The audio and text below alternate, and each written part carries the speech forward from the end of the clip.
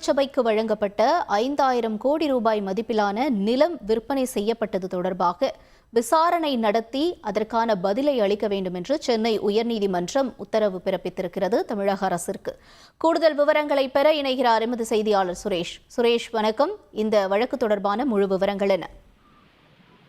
வணக்கம். சென்னை சூளைமேட்டைச் சேர்ந்த எல்சியூஸ் பெர்னாண்டோ என்பவர் இந்த பொதுநல வழக்கை தாக்கல் செய்திருக்கிறார். அவர் தன்னுடைய மனுவில் சென்னை பரங்கிமலை புனித தோமையார் தேவாலயத்துக்கு 1915ஆம் ஆண்டு 75 ஏக்கர் நிலம் மத சேவை இனாமாக வழங்கப்பட்டது. இது இனாம் நிலம் என்பதனால் இதனை விற்க முடியாது, இருந்த போதிலும் இதனை விற்பனை செய்திருக்கிறார்கள் என்று அந்த மனுவில் அவர் தெரிவித்திருக்கிறார். மேலும் இதே போல இரும்புலியூர் கிராமத்தில் உள்ள 53 ஏக்கர் மேற்கால் புறம்போக்கு நிலத்தையும் வீட்டுமனைகளாக்கி மோசடியாக விற்கப்பட்டுள்ளதாகவும், ராஜா அண்ணாமலைபுரத்தில் உள்ள 1 ஏக்கர் நிலத்தை அரசு புறம்போக்கு நிலத்தை தேவாலயம் ஆக்கிரமித்திருக்கிறதாகவும் அந்த மனுவில் தெரிவித்திருக்கிறார்.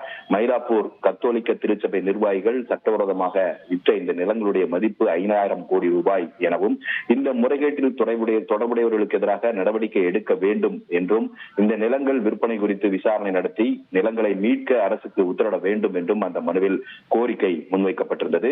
இந்த மனுவை விசாரித்த தலைமை நீதிபதி ஸ்ரீராம் மற்றும் நீதிபதி செந்தில்குமார் ராமமூர்த்தி அடங்கிய அமர்வு இந்த மனு தொடர்பாக பதிலளிக்க வேண்டும் என்று தமிழக அரசு உள்ளிட்டோருக்கு உத்தரவிட்டு இந்த வழக்கின் விசாரணையை தள்ளி வைத்திருக்கிறது.